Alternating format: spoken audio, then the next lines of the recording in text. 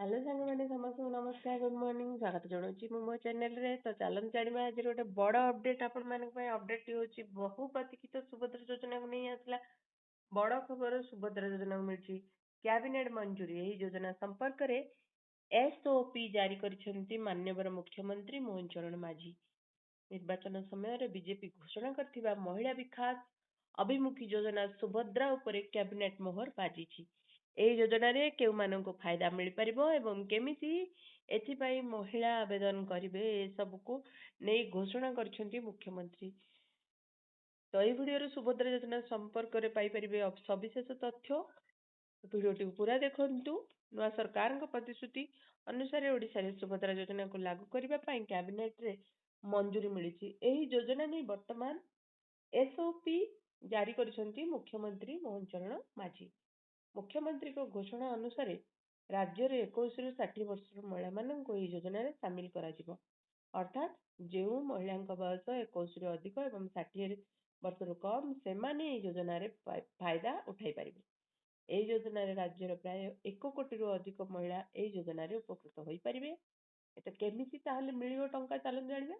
ଏହି ଯୋଜନାରେ ସାମିଲ ଥିବା ମହିଳାମାନଙ୍କୁ ବାର୍ଷିକ 10,000 ଟଙ୍କା ଲେଖାଏଁ ପ୍ରଦାନ କରାଯିବ। ପ୍ରତିବର୍ଷ 2ଟି କିସ୍ତିରେ 5,000 ଲେଖାଏଁ ଆକାଉଣ୍ଟକୁ ଆସିବ। ଗୋଟିଏ ହେଉଛି ରାକ୍ଷୀ ପୂର୍ଣ୍ଣିମା ଏବଂ ଅନ୍ୟଟି ମହିଳା ଦିବସରେ ମହିଳାମାନଙ୍କୁ ଏହି ଟଙ୍କା ପ୍ରଦାନ କରାଯିବ। ତେବେ ମହିଳାମାନଙ୍କୁ ସୁଭଦ୍ରା DBT କାର୍ଡ ମଧ୍ୟ ପ୍ରଦାନ କରିବେ ସରକାର।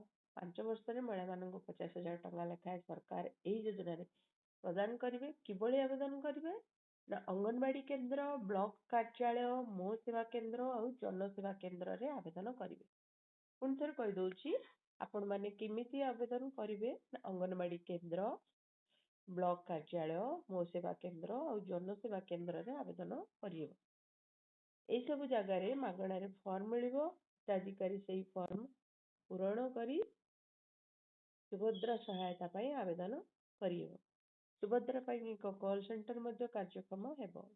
କେଉଁମାନେ ପାଇବେନି ସୁଭଦ୍ରା ସହାୟତା ନା ଆର୍ଥିକ ସ୍ୱଚ୍ଛଳ ବର୍ଗର ମହିଳା ପାଇବେନି ସୁଭଦ୍ରା ସହାୟତା। ସରକାରୀ ଚାକିରି କରୁଥିବା ମହିଳା ପାଇବେନି ସୁଭଦ୍ରା ସହାୟତା। ଆୟକର ପ୍ରଦାନ କରୁଥିବା ମହିଳା ମଧ୍ୟ ସହାୟତା ପାଇବେନି। ଅନ୍ୟ ସରକାରୀ ଯୋଜନାରେ ସହାୟତା ପାଉଥିବେ ମହିଳାଙ୍କୁ ମିଳିବନି। ମାସିକ 1,500 ବା ବାର୍ଷିକ 18,000 ପାଉଥିଲେ ମିଳିବନି ସୁଭଦ୍ରା। କେଉଁମାନେ ପାଇବେ ସୁଭଦ୍ରା ସହାୟତା? 21ରୁ 60 ବର୍ଷ ମହିଳାଙ୍କୁ ମିଳିବ ସୁଭଦ୍ରା ସହାୟତା। 21ରୁ 60 ବର୍ଷ ମହିଳାଙ୍କ ଆକାଉଣ୍ଟକୁ ଯିବ 5,000 ଟଙ୍କା। ପ୍ରତିବର୍ଷ 2 ଥର 5 ବର୍ଷ ପର୍ଯ୍ୟନ୍ତ ଦିଆଯିବ ସହାୟତା ରାଶି। ବର୍ଷକୁ 10,000, 5 ବର୍ଷରେ 50,000 ସେମାନେ ପାଇବେ। ପ୍ରତିବର୍ଷ ରାକ୍ଷୀ ପୂର୍ଣ୍ଣିମା ଓ ମହିଳା ଦିବସରେ ଦିଆଯିବ ଟଙ୍କା। DBT ମାଧ୍ୟମରେ ମହିଳାଙ୍କ ଆକାଉଣ୍ଟକୁ ଆସିବ ଟଙ୍କା। ରାଜ୍ୟରେ 1 କୋଟିରୁ ଅଧିକ ମହିଳା ଉପକୃତ ହେବେ। ହିତାଧିକାରୀଙ୍କୁ ପ୍ରଦାନ କରାଯିବ ସୁଭଦ୍ରା ଡେବିଟ୍ କାର୍ଡ। ସୁଭଦ୍ରା ଯୋଜନାରେ ଅତିରିକ୍ତ ସହାୟତା ପ୍ରଦାନ ପାଇଁ ଘୋଷଣା କରିଛନ୍ତି ସରକାର। ଡିଜିଟାଲ କାରବାରକୁ ପ୍ରୋତ୍ସାହନ ପାଇଁ ମିଳିବ ଅତିରିକ୍ତ ସହାୟତା। ସର୍ବାଧିକ ଡିଜିଟାଲ କାରବାର କରିଥିବା ହିତାଧିକାରୀଙ୍କୁ ଅତିରିକ୍ତ 500। ପ୍ରତି ପଞ୍ଚାୟତରେ 100 ଜଣ ହିତାଧିକାରୀଙ୍କୁ ମିଳିବ ଅତିରିକ୍ତ 500 ଟଙ୍କା। ତ ବନ୍ଧୁଗଣ ଜାଣିଲେ ଆପଣମାନେ ସୁଭଦ୍ରା ଯୋଜନା ବିଷୟରେ ପୁରା ବିବରଣୀ। ତ ଆପଣମାନେ ଯଦି ଯାହାକୁ 21 ବର୍ଷରୁ 60 ବର୍ଷ ମଧ୍ୟରେ ହେଇଥିବ ମହିଳାମାନଙ୍କୁ ସେମାନେ ଯାଇ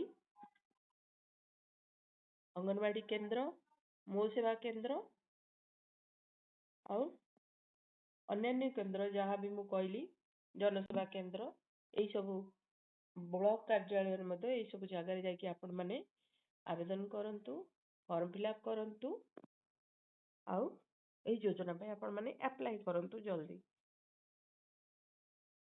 କିନ୍ତୁ ଏହା ସେପ୍ଟେମ୍ବର 17 ତାରିଖ ପରଠୁ ଲାଗୁ ହେବ। ଆଉ ଆପଣମାନେ ଆପ୍ଲାଏ କରନ୍ତୁ। ଭିଡ଼ିଓଟି କେମିତି ଲାଗିଲା ନିଶ୍ଚୟ ଆପଣମାନେ ମୋତେ କମେଣ୍ଟ ମାଧ୍ୟମରେ ଜଣେଇବେ। ଆଉ ଯଦି ଭିଡ଼ିଓଟି ଭଲ ଲାଗିଛି ତାହେଲେ ଗୋଟେ ଲାଇକ୍ ନିଶ୍ଚୟ କରିବେ। ମୋ ଚ୍ୟାନେଲରେ ନୂଆ ଥିବା ବ୍ୟକ୍ତିମାନେ ନିଶ୍ଚୟ ଚ୍ୟାନେଲଟିକୁ ସବସ୍କ୍ରାଇବ୍ କରିଦେବେ। ପୁଣି ଆପଣମାନଙ୍କ ପାଇଁ ମୁଁ ନେଇ ଆସିବି ଏମିତି ଆଉ ଗୋଟେ ନୂଆ ଭିଡ଼ିଓ। ସେଥିପାଇଁ ଆପଣମାନେ ପାଖରେ ଥିବା ବେଲ୍ ଆଇକନକୁ ପ୍ରେସ୍ କରିଦେବେ। ତାହେଲେ ସେଇ ଭିଡ଼ିଓଟି ଆପଣମାନେ ପୁଣି ଥରେ ଦେଖିପାରିବେ। ମୁଁ ରହୁଛି, ପୁଣି ଦେଖା ହେବ ଆପଣମାନଙ୍କ ସାଙ୍ଗରେ ଏମିତି ଗୋଟେ ଭିଡ଼ିଓରେ। ଜୟ ହିନ୍ଦ, ଜୟ ଭାରତ, ବନ୍ଦେ ମାତରମ୍, ଜୟ ଜଗନ୍ନାଥ।